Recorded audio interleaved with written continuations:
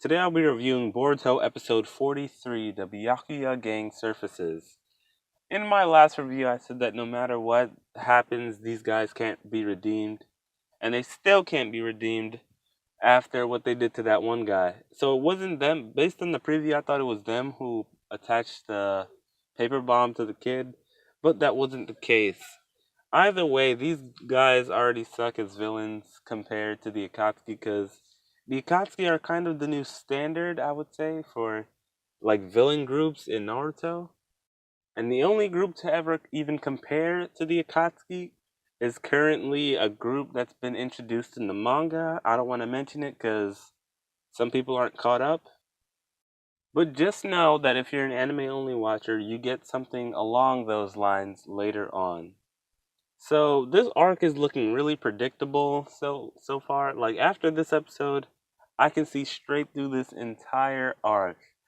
I wasn't expecting an arc with Shikadai though, because it looks like Shikadai is gonna be a center focused in this arc too, and I don't see any Inojin or Chocho, so yeah, they just cut those guys out because I guess they figure we like Shikadai more, so there's really no need to add them. I'll talk about what I mean by seeing through this entire arc at the end of the video, but let me talk about the episode itself. The episode kind of starts where the last one left off, with Boruto and the others going to the bank, and then Konohamaru tells them that their mission was only a distraction, and over the next 5 days, Boruto's upset because the Byakuya gang got away, so I guess he kind of feels responsible. And they're just all sitting there at the burger place that isn't Ichiraku, and Shikadai is telling him not to get involved because he's not one to get involved.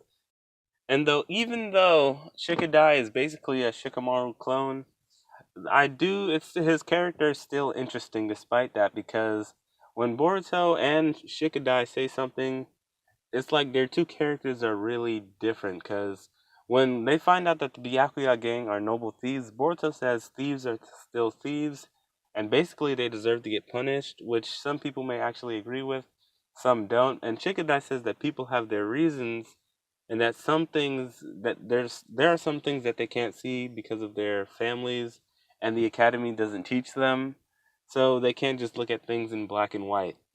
And with that line alone, you can tell that Shikadai has a completely different mindset than Boruto and the others. Boruto even says that he sounds like a retired old man, and Sarada agrees and says that she can't believe he's actually at their age. I was thinking the same thing. What he was saying is sounding like something the third Hokage or Jiraiya would say. He really is Shikamaru's son. So after a bit of thinking, Sarada figures out how the Byakuya gang was able to break into the bank, even though it has heat detectors. So they decide to go to the library, and Sarada decides to give us a brief lesson on chakra natures and Kekkei Genkai, as if this was the beginning of Naruto. And I guess they did that because they assume not Naruto, I guess Boruto, is gonna have new fans, and they might not understand how things work. So I guess that's one reason that they did that. So Boruto and Sarada figure out that they were able to use ice style, and that the person used ice style to lower their temperature. So they decide to, I guess, complete the mission themselves and figure out exactly what happened. But since they can't ask anyone for help, Boruto takes them to Katsuki, and this is his first introduction in the series, I believe, unless I missed him at one point.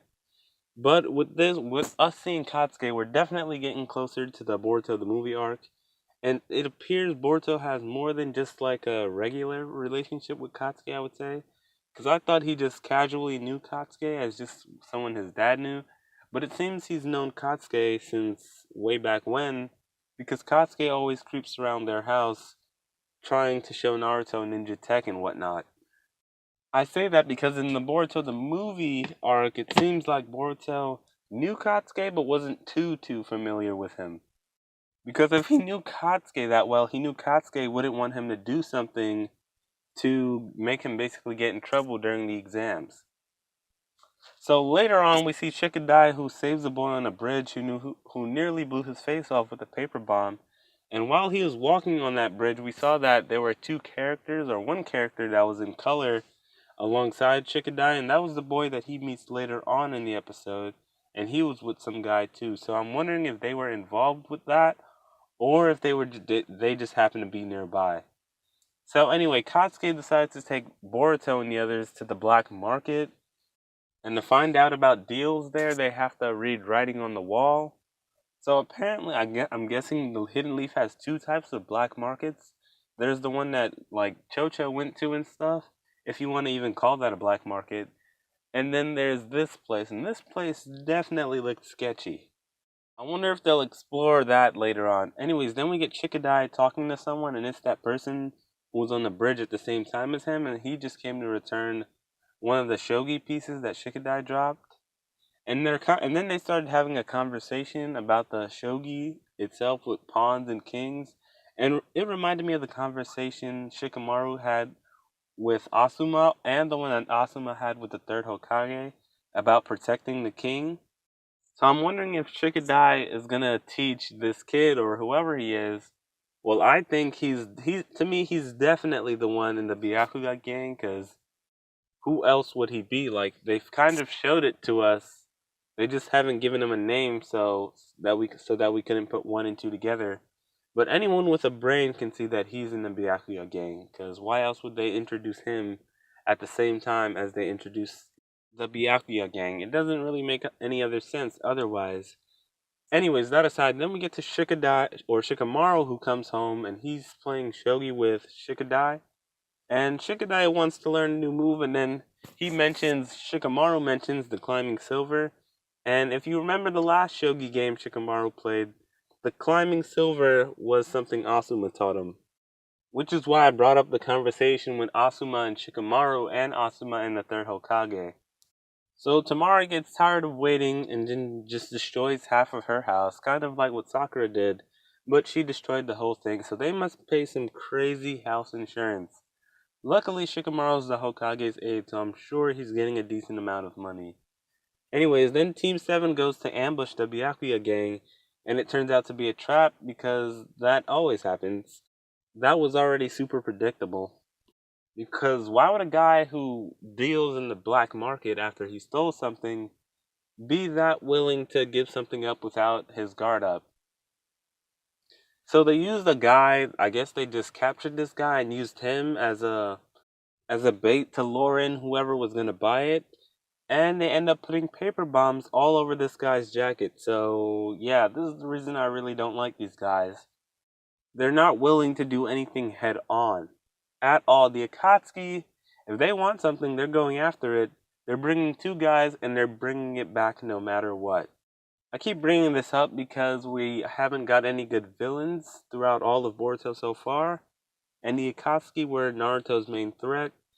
So yeah, I just can't help but do a comparison. Anyway, so the boy calls Boruto a spoiled rich kid from the Leaf and says that rich people stole the poor people's happiness. And he makes a good point and says that that one rock was better off used to buy like equipment and stuff to fix their village wheel rather than locked up in a safe. Because he was able to use the jewels that they stole to fix their water wheel, which was their village's only source of water. And that really was an interesting point to think about, because people have all this money, they're not doing anything with it. And if they had just give some of that money to other people, their lives would be so much better. So after the boy says that to Boruto, he doesn't even have the will to chase after him. So they end up going back to the Leaf, and Konohamaru ends up talking to Boruto and says that he'll do better next time. And Boruto just looks so depressed after that, because you know the boy's words got to him, because Boruto couldn't think of an excuse at all to back himself up. And I'm guessing now he's going to see the way that Shikadai was talking about earlier. And I'm not sure how many missions they've been on, but Konohamaru says he doesn't have to worry about this mission, because he doesn't have enough missions under his belt to be depressed about it. But since he doesn't have enough and this one was a failure, that would just hurt him more, because one of his very first few missions is a failure, and he hasn't really seen both sides of the story, so we can only assume that he's in the wrong. So after that, we see the boy from the Byakuya gang and the other guy from the bridge talking, and they're saying that they're gonna go with his plan. And the old guy says that he's getting a bit too cocky and arrogant.